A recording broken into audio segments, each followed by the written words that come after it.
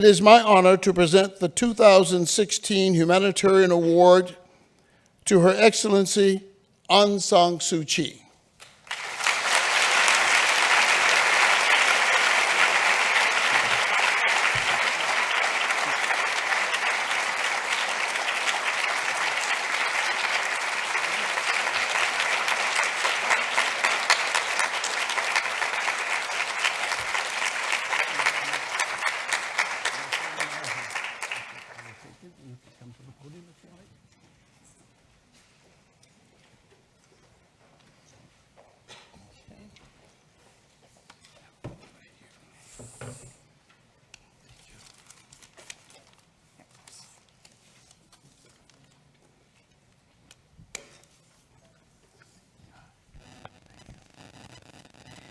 Thank you. Thank you very much.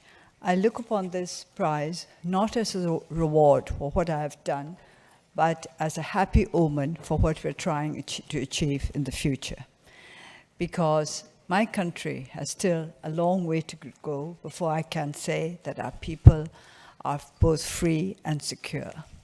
I have said again and again that that is what people wish for most in life, both freedom and security in the right proportions. So I would like to thank all of you who have made it possible for me to be here today, and who have given me such nice compliments. And I would like to thank Dr. Kurama for beginning by saying something that went right into my heart, that education is about learning how to get into other people's minds. This is what I always tell people, why I love reading, that it gives me a chance to explore other minds, not just the minds of the author, but the minds of the characters that he or she creates, if it's a work of fiction, or if it's a work of non-fiction also. You learn so much about others rather than yourself. That's the best part of the prize. The worst part is having to make a speech. I don't like making speeches. Now, this may be questioned by people who will say to me, but you've made thousands of speeches all over the country and abroad as well. But when I'm making a public speech, when I'm speaking to my people, even if they are tens of thousands, sometimes into the hundreds of thousands, I don't feel that I'm speaking at them. I feel that I'm speaking to them, I'm speaking with them, because I can make eye contact with them, I can see them, and I can see what they feel about what I'm saying. And always at the end of every public meeting, I try to give people a chance to ask me questions, just so that we can learn to understand each other. But when I'm making a speech, a very formal speech, and not in a place like this, but in a very formal setting, I don't feel that I'm really engaging with the audience. And that, for me, is not really a dialogue, as Dr. Kurana said. A dialogue has to be something more than just you making your point and the others making their point. I've discovered that one of the perks of being in government is that you get, your office provides you with something called talking points before you make any speech. Which means that you really don't have to do any work if you don't want to. You just read out these talking points. But when I read these talking points, I think to myself, but that's not me. That's not what I'm saying to those to whom I should be talking. So I have to say that I generally ignore those beautiful talking points that are prepared for me. So I looked very carefully at the... I was also told by Harvard what I was supposed to speak on. Now that's very... that's... Did you know that?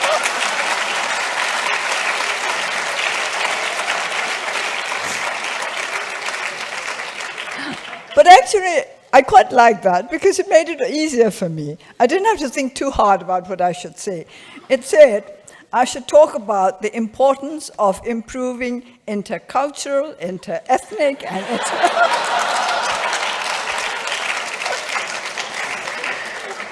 and and international peace among people of all cultures, backgrounds, and religions. A very tall order. But anyway, now you know I was ordered to talk about it. But I thought, again, this is the right moment for me to be talking about intercultural, I had to write it down in case I forgot, intercultural, interethnic, and international peace among all people of all cultures, backgrounds, and religions, because this is exactly what we're trying to achieve in my country. Now, when I talk about my country, I immediately noticed today that some said Myanmar and some said Burma. Now, this is where our problems start. We can't even agree about what to call our country. When we became independent in 1948, we became independent as the Union of Burma, and we were very proud of it. I was only 2.5. I don't think I really remembered the Independence Day ceremony, but I grew up in an atmosphere of pride, in an atmosphere of joy that we had become an independent nation. We were the Union of Burma. So Burma, for me, was a beautiful word. It was not our word for our country. In Burmese, we called it something else. We called it Myanmar Nangang, which is what you have been asked to call now, Myanmar.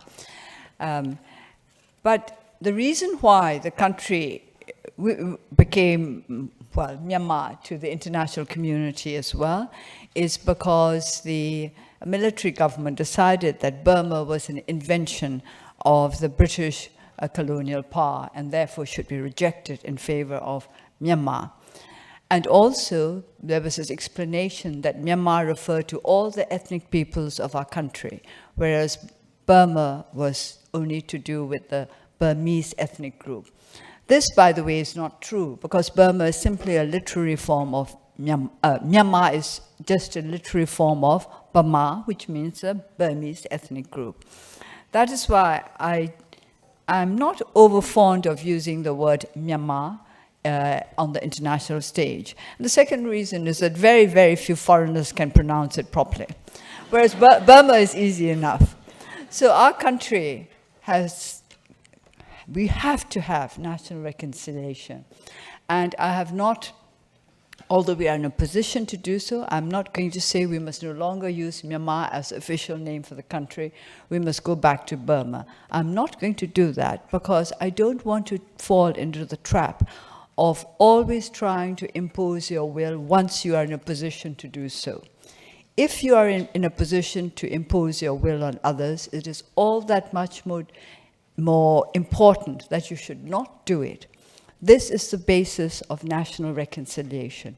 What we want is not domination. We want reconciliation.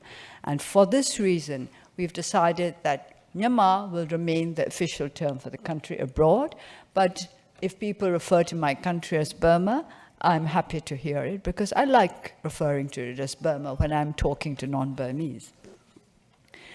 So, we are a country of 135 ethnic groups, officially, that is to say. And I think we really need to go into this very, very carefully to find out whether this is true or not, but that's another matter. Anyway, let's take it at 135. And of course, we have peoples of different religions. Now, our country has never been at peace since we became independent in 1948, because the day that we became an independent nation, one ethnic group rose up in rebellion because they did not trust the government that was dominated by the Burmese ethnic group. So that was when we lost our peace. The day that we gained our independence, we lost our peace.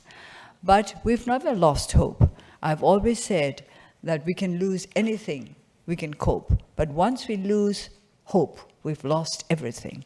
And then our troubles will be very, very difficult to resolve. But I'm very proud of the fact we are a nation of many peoples and of many religions. And I'm sad that in latter years, we have had communal problems in our country, such as we have never had before.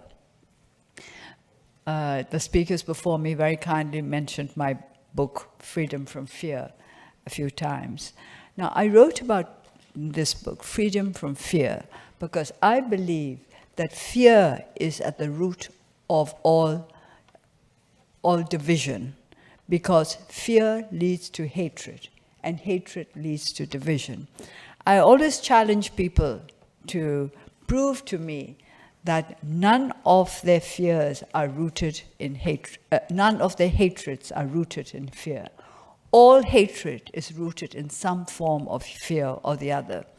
For example, if you take a very simple statement like, I hate snakes, it's because you fear them. Why should you hate snakes unless you're frightened of snakes? I hate somebody. Why do you hate that person? What is the reason? Is it because you think he or she is going to do better than you in school? Or because he or she is going to seduce away your boyfriend or your girlfriend? Or because something or the other. There's some fear behind every form of hate. Some form of fear behind every form of hate. So we've got to get rid of fear if we are to get over hatred. And if we do not get over hatred, we will not be able to achieve reconciliation and peace in any community, in any country. The importance of improving intercultural, interethnic, and international peace. So, to improve those, we have to get rid of the sources of hatred, which is fear, the source of hate. Why do we fear? What are our fears about? And this is where we have to be honest, not just with each other, but with ourselves. Because I think if somebody says quite often, I hate so-and-so, very often he or she doesn't give the real reasons. They give the reasons that they think will be acceptable to those who are listening, and the reasons that they think will win the listeners over to their side, and to agree that they have a right to hate this person. And then that leads to communities. You always find reasons for hating a certain community when you want to hate. And you will not admit that it's to do with yourself, because it's your own fears that have led to this hatred. So I don't have a very sophisticated formula. It's a very simple one. Get over your own fears, then you will be able to reduce your hatred for people, for organizations, for ideas, for movements. Then you can truly build up a united and peaceful society. We always talk about unity out of diversity. I'm proud of the diversity of our country, but we have not been able to celebrate this diversity by turning it into a unified strength for all of us. And why is that so? We don't trust each other. Well, we started a peace process in my country recently to try to reconcile all those ethnic groups that have been engaged in armed rebellion over decades. To get people, to get those groups who have been engaged in armed rebellion to sign the ceasefire agreement is a difficult process. And why do people not want to lay down arms? Because they think they need the arms to protect themselves, to protect their people, to protect their ideas, to protect their well-being. That means that they do not trust those who may be in a position to undermine their sense of security and their freedom. It's all fear. But why do we fear, and why do we want other people to fear us? That is even worse. I've noticed that there are those who take pride in generating fear in others. They think it's something to be proud of because others fear them. But I think it's something to be ashamed of. You should be ashamed if people are frightened of you. It shows that there's something not right about you, that you are not sufficiently just, that you're not sufficiently generous, that you're not sufficiently understanding of other people's points of view, that you're not sufficiently in control of yourself. People are always frightened of those who are not in control of themselves because they do not know what these people would start doing next. So One should not be proud because others are frightened of you. Now, sometimes they put it as in awe of you. That sounds a lot nicer, but sometimes they're just frightened of you. So you have to be able to tell the difference. In awe of you, genuinely said, genuinely felt, is something quite different, because it denotes admiration, it denotes genuine belief in the other's stature, intellectually, morally, materially, whatever it may be. But to fear somebody else is no better than to make somebody else fear you. So if we want to have better relations interculturally, interethnically, interreligiously, we have to eradicate the roots of fear. How do we do that? If I had the answer, my country would have been at peace many years back. I don't have all the answers, but I think you start by not being frightened of others, by taking it for granted that every human being has something good in him or her, and that vein of goodness can be mined, and that vein of goodness can be mined to the benefit of all concerned. So if you believe in that, then that reduces your fears, and because you cannot hate somebody you do not fear. As I said earlier, I challenge you. You examine yourself. What do you hate? Whom do you hate? Is there no fear really at the basis of that hatred? That is for you to ask yourself. And it is for you to be honest with yourself. If you can honestly say to yourself, I hate that person, but I don't fear anything in him or her, then you must tell me about it, because it'll be very interesting. And I wouldn't really believe it. You'll have a hard time convincing me, but you could try. We live in a global society. That means we have to live with people of different ethnic origins, who belong to different religious groups, who belong to different countries, different races.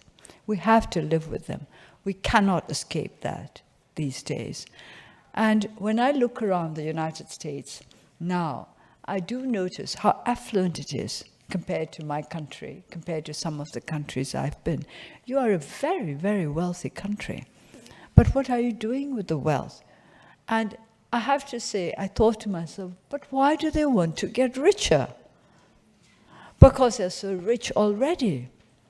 Or why is this drive towards greater and greater material strength? Why? I don't understand. How many meals can you eat a day? I used to say, in my country, when we went through very difficult times, there were those who profited out of the difficulties of others. And I would be amazed because they accumulated houses and cars and so on. And I would think, well, you can only ride one car at a time. There's no way, maybe you can ride 2 horses at a time if you're in a circus, but not 2 cars at a time. And you can only live in one house at a time. Or you can go from one to the other, but it's a great nuisance, I can tell you, because I have to move now from my house in Rangoon, which is my family home, to the official house in Naypyidaw. And it's a great nuisance running 2 homes. How do people cope with 10, 11, 12? I'm told there are those who can't remember the number of homes they have. But all this drive for more and more material possessions. What is this about?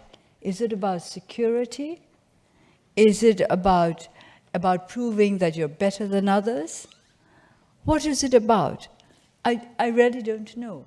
And I think if you could find the answer to these questions that I've put to you, do you hate without fear? And why do you want more and more when you're so rich?